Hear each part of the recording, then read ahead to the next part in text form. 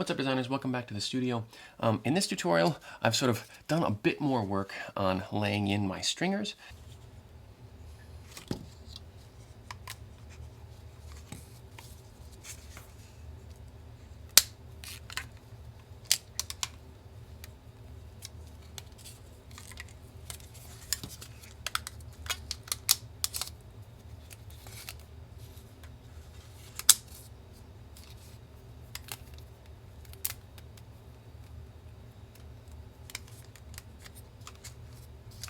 And I'm ready to kind of start thinking about applying the glue. Now, in the previous tutorial, I talked about how this process may change depending on what sort of design you're working on, whether you're working in the round, like in this example, or whether you're working with a flat, if your ribs have sort of a flattened edge, like the example I've been working on in all these tutorials. Because of the sort of extreme difference between my center rib here and these end ribs, I couldn't lay in too many more stringers here. I need to kind of get this my stringers started, because as I was adding more and more stringers down the side, I couldn't control it right with the rubber bands. But I piece by piece laid in individual stringers, fit them into each notch, and I used these rubber bands as clamps to sort of hold them in position.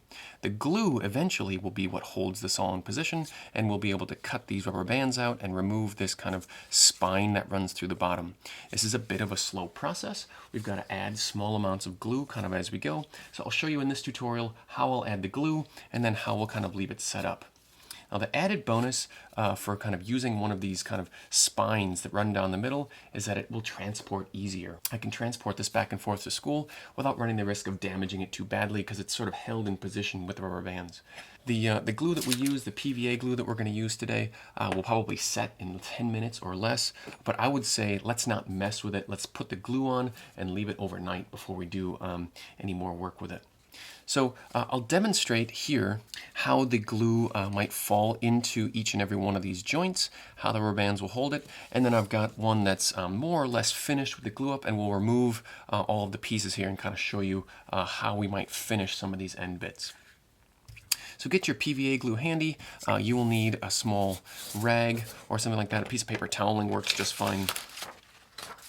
I like using this sort of small detailing brush for this project, the one that's in your watercolor kit. It's got synthetic fibers here that can stand up to all the glue abuse, and it's small enough that it can get into all those tight areas. The PVA glue is in your film canister, and then it's also really handy because this is going to be sort of a slow process to keep a small dish of water close by. So in order to get glue into each one of these joints, what we're going to do is carefully lift up one of these ribs, put a little glue in that joint, and then put the rib back in place. So for the first one, I'll just sort of start on this outer edge here. I'll move a rib, get some glue, and essentially we want that rib to be sort of floating inside of a pool of adhesive. I'm going to make a brief sketch here in a second, but the glue, right, we're going to lay a good puddle in there, and I want a little bit of glue on either side of that stringer so that when I shift the stringer down in there, you'll actually see it probably ooch out just a little bit on either side. I'm going to put a dab of glue on the top, and then I'll use my finger to sort of wipe off some excess. Now, while I'm working here, I'm going to take the time and actually kind of ooch out the small amount of glue that's squeezed out the backside. It's much easier to clean up this PVA glue now than it is to try to clean it up after the fact. When it comes to adhesives, it's really about surface area and contact. Imagine, for example, right, I've got my rib here, and my rib is sort of curving, but my rib is actually notched out all along the way. And these notches are what we're going to end up filling with glue and eventually filling with stringers. Now, your stringers are actually a bit smaller than your notches, right? They kind of will end up floating, and hopefully they're hopefully they run sort of smoothly through here, and the glue will sort of form a bond around all three edges that sit into the frame. If you've designed it that way, if your notches, I'll make a really big one here so that it's painfully obvious. If your stringers end up sitting down into your notch, and there's a bit of a buffer zone all the way around it. That means that that PVA adhesive is able to bond on 3 sides. That's going to be a pretty strong joint. And then you know you've done it right if there's a little like bubble of adhesive right around the outsides. That's a good sign that you sort of ooched out that glue and it sort of filled the void on all 3 sides. If it's not filling the void, if you only get a partial adhesive or only a little bit, it's possible that it may snap out when you release the tension of these rubber bands. The stringers will always be under just a little bit of tension, sprung tension. We're not steam bending these. We're not kind of setting them into a permanent bend. We're holding them in place, almost like a bow and arrow, right, is held in tension. So consider that, right? The glue is going to have to overcome that tension with a bunch of surface area. Now, after sort of a longish gluing session, maybe you could probably spend 1 straight hour or maybe more gluing this up, but leaving it overnight to set is a really good idea. You'll be ready to actually start to take apart all of the support structures that keep this thing bound together. Once the adhesive is allowed to do its job, cured overnight, you can very, very carefully start to remove our rubber band clamps. So in this case, I have 3 clamps going, 1 in the middle section and then 2 on either end. I'll slowly start to remove those clamps and make sure that each one of these is held in place. It's not going to want to spring back on me. So far, so good. If my end anchor ribs are sort of holding things in place, I know that the glue has probably done its job. Remove all these clamps. Now I'm going to end up removing my piece from this cardboard spine. This is why we used the blue painter's tape originally, because it's low tack, right? It doesn't want to stick permanently. It will release. So far, looks like I'm not getting too much damage. If the tape that we used was a more aggressive tape, it might end up kind of stripping or removing some of the surface of the foam core. So that is a nearly finished piece. The glue up worked out pretty well. I noticed a couple things got goofy, right? I wasn't really super precise in getting my center rib to stand up vertically. It must have drifted a little bit. Oh well, nothing I can do about that now. But I have a really nice camber to the piece, and I have a really nice gentle taper end to end. Notice I did a couple things to make my life easier. I'm going to end up sanding some of the kind of mess of the surface down here, and I put, since each one of these stringers, right, some of them come with a barcode on them when we purchase them from the art store, right?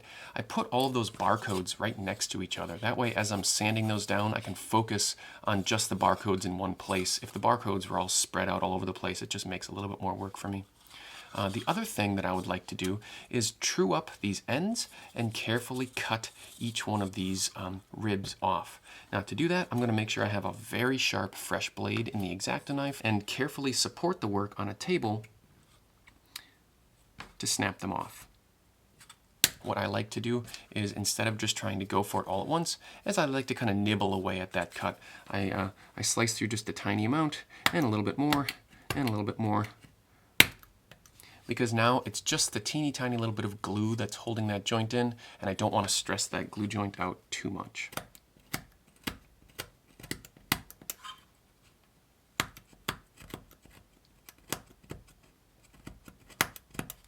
As long as that spine, as long as the stringer is supported from the back, I shouldn't have too much of an issue there.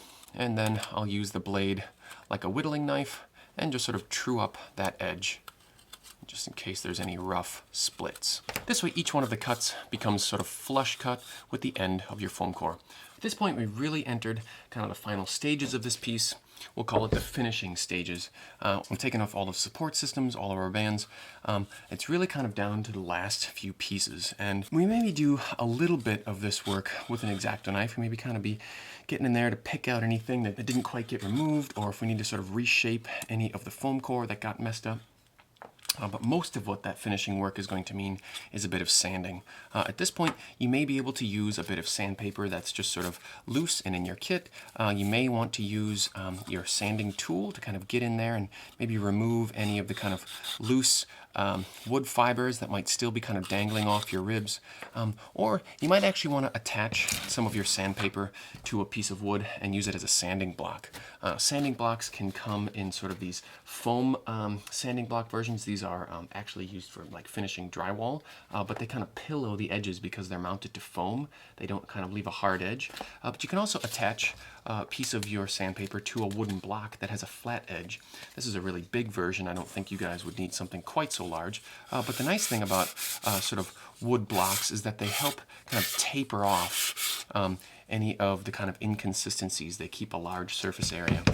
What you could do instead of sort of tying it down to a big block would be just to kind of lay that fine grit sandpaper on the table and use the table itself as a flat surface.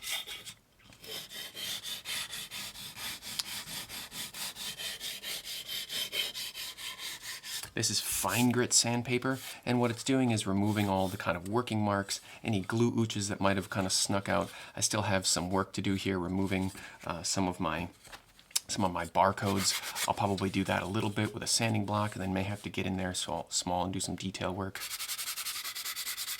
Whenever I'm doing this kind of sanding, I'm always careful to make sure that I'm supporting the work.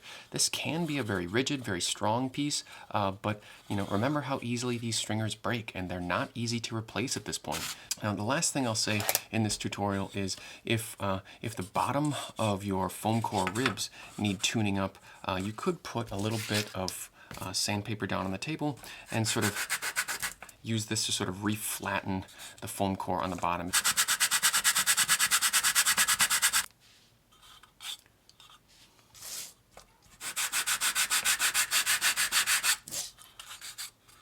I've got a lot more finishing work to do on this tutorial, so I'll join you guys in the studio and kind of see where your pieces are and kind of help you walk through the steps of how to go from final glue ups to finishing.